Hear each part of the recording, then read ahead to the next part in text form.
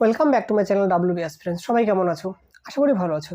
আজকে আমাদের বিষয় মাধ্যমিক টেস্ট পেপার 2021-22 থেকে ঘরানাস হাই স্কুলের ম্যাথামেটিক্সের 2 মার্কসের কোশ্চেন। তো সবাই দেখে থাকো ডাব্লিউবি অ্যাসপিরেন্টস। আমাদের সাথেটা দিয়েছে যে x² - 5x + 1 = 0 এই দ্বিঘাত সমীকরণটির বীজ দিয়ে আলফা ও বিটা হলে alpha by beta plus beta by আলফার মান আমাদের বের করতে দেওয়া হয়েছে। তাহলে যেহেতু বীজদ্বয় দেওয়া আছে আলফা বিটা, আমরা কি লিখতে পারি যে আলফা প্লাস বিটা।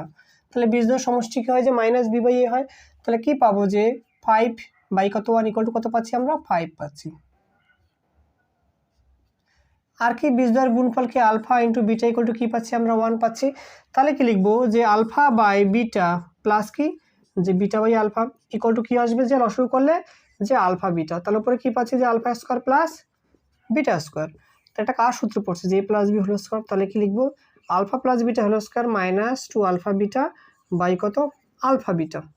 তাহলে আলফা প্লাস বিটার ভ্যালু কত পেয়েছি আমরা 5। তাহলে কি 5 স্কোয়ার মাইনাস কি 2 × 1 যেহেতু আলফা বিটা 1।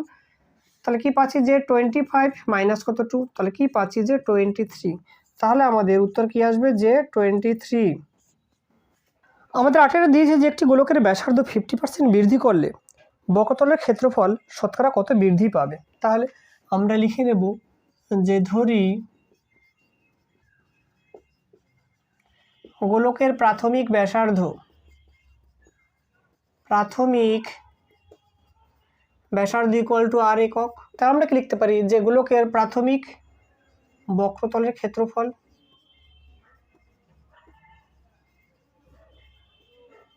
= কি পাবো যে 4πr² বর্গ একক।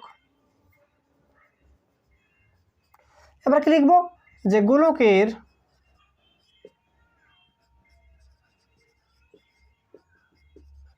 ব্যাসার্ধ 50% বৃদ্ধি পেয়ে হয়।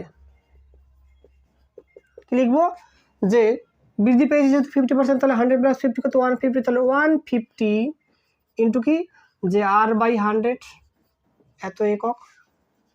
তাহলে এখান থেকে দেখো আমরা যদি 50 দিয়ে কাটি কত পাবো 2, আর উপরে যাবে কত 3। তাহলে কি পাচ্ছি আমরা যে 3r/2 একক। তাহলে কি লিখবো যে গোলকের নতুন ক্ষেত্রফল = কি আসবে যে 4π কি r²। তো r এর মান কত 3r/2 স্কয়ার কি বর্গ একক। তাহলে কি লিখতে পারি যে 4π কি যে 9r² বাই কত পাচ্ছি আমরা 4 কি এত বর্গ একক পাচ্ছি। তাহলে দেখো আমাদের 4 4 কেটে যাচ্ছে। তাহলে কি পাচ্ছি যে 9πr² বর্গ একক। তাহলে এবার কি লিখবো যে ক্ষেত্রফল বৃদ্ধি পেয়েছে, ক্ষেত্রফল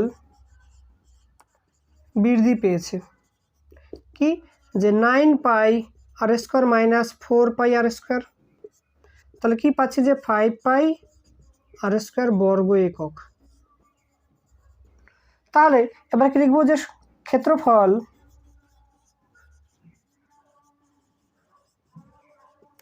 শতকরা বৃদ্ধি পেয়েছে = কি লিখবো যে দেখো কতটা বৃদ্ধি পেয়েছে সেটা 5πr² বাই কত যে প্রাথমিক যে ক্ষেত্রফল ইন্টু কত 100। তাহলে দেখো আমাদের কি πr² কেটে যাচ্ছে, 4 দিয়ে 100 কাটা কত পাচ্ছি যে 25। তাহলে কি পাচ্ছি যে 125%। তাহলে আমরা উত্তরে কি লিখবো যে 125%। আমাদের 9টা দিয়েছে যে একটি ঘনকের ভিতর সর্বাধিক 6√3 সেমি দৈর্ঘ্যের একটি দণ্ড রাখা যায়, ঘনকটির আয়তন কত। দেখো আমরা যদি কোনো ঘনকের ভেতরে সব থেকে যে দণ্ড রাখতে পারবো সেটা কি আসবে যে ঘনকের কর্ণ হবে। তাহলে আমরা লিখবো কি যে ধরি ঘনকের একটি বাহুর দৈর্ঘ্য = কি যেহেতু আমাদের এককটা দিয়েছে কি সেমিতে, তাহলে লিখবো যে সেমি। তাহলে কি লিখবো ঘনকের কর্ণ, ঘনকের কর্ণ = কি যে বাহু √3 হয়, তাহলে a√3 সেমি। তাহলে কি লিখবো যে প্রশ্ন মতে যে a√3 = কি পাচ্ছি যে আমরা 6√3 পাচ্ছি। তাহলে কি পাচ্ছি এখান থেকে যে a = 6 সেমি। তাহলে কি লিখবো যে ঘনকের আয়তন, দেখো আমরা ঘনকের আয়তন কি জানি যে বাহু কিউব হয়, তাহলে কি এ কিউব ঘন সেমি। তো আমরা কি লিখতে পারি যে 6 কিউব ঘন সেমি, তাহলে কি পাচ্ছি যে 216 ঘন সেমি। দশাটা দিয়েছে যে একটি লম্বাবৃত্তাকার শঙ্কুর ভূমির পরিধি 88 সেন্টিমিটার এবং তির্যক উচ্চতা 2 ডেসিমিটার হলে শঙ্কুটির বক্রতলের ক্ষেত্রফল নির্ণয় করো। আমরা লিখে নেব যে ধরি শঙ্কুর ভূমির ব্যাসার্ধ, যেহেতু আমাদের এককটা কিসে দিয়েছে যে সেমিতে দিয়েছে, পরে ডেসিমিটার, তাহলে আমরা সেমিতেই লিখব। তাহলে কি যে আর সেমি, তাহলে কি লিখব যে শঙ্কুর তির্যক উচ্চতা এল ইকুয়াল টু কি দিয়েছে যে আমাদের 2 ডেসিমিটার, 2 ডেসিমি, তাহলে ডেসিমিটারকে যদি সেমিতে নিই কি 10 দিয়ে মাল্টিপ্লাই হয়, তাহলে কি আসবে 20 সেমি। তাহলে আমরা কি লিখব যে শঙ্কুর পরিধি ইকুয়াল টু কি যে 2 পাই আর সেমি। তাহলে আমরা কি লিখতে পারি যে প্রশ্ন মতে 2 পাই আর ইকুয়াল টু কত 88, তাহলে কি লিখতে পারি যে বা 2 ইন্টু কত 22/7 ইন্টু কত আর ইকুয়াল টু কত 88, তাহলে বা আর ইকুয়াল টু কি পাচ্ছি 88 ইন্টু কত 7 বাই কত 2 ইন্টু কত 22। তাহলে আমরা 22 দিয়ে 88 কাটলে কত 4, 4কে 2 দিয়ে কাটলে কত 2, তাহলে কি পাচ্ছি যে বা আর ইকুয়াল টু পাচ্ছি যে 14 সেমি। তাহলে আমাদের বের করতে দেওয়া হয়েছে কি যে শঙ্কুটির পার্শ্বতলের ক্ষেত্রফল। তাহলে আমরা কি লিখব যে শঙ্কুর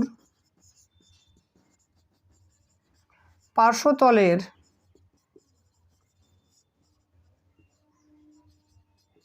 ক্ষেত্রফল equal to pi into r into L বর্গ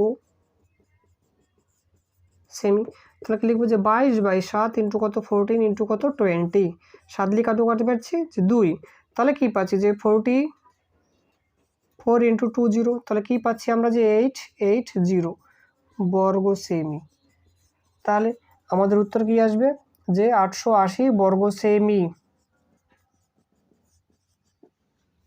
আমাদের 11টা দিয়েছে যে একটি লম্ববৃত্তাকার চোঙের উচ্চতা 14 সেমি, পার্শ্বতলের ক্ষেত্রফল 264 বর্গ সেমি হলে চোঙটির আয়তন কত হবে। তাহলে আমরা লিখে নেব যে ধরি চোঙের ব্যাসার্ধ ইকুয়াল টু আর সেমি। আর কি দিয়েছে আমাদের যে চোঙের উচ্চতা দিয়েছে, তাহলে কি লিখবো চোঙের উচ্চতা এইচ ইকুয়াল টু কত দিয়েছে যে আমাদের 14 সেন্টিমিটার 14 সেমি। তাহলে কি লিখবো যে চোঙের পার্শ্বতলের ক্ষেত্রফল, পার্শ্বতলের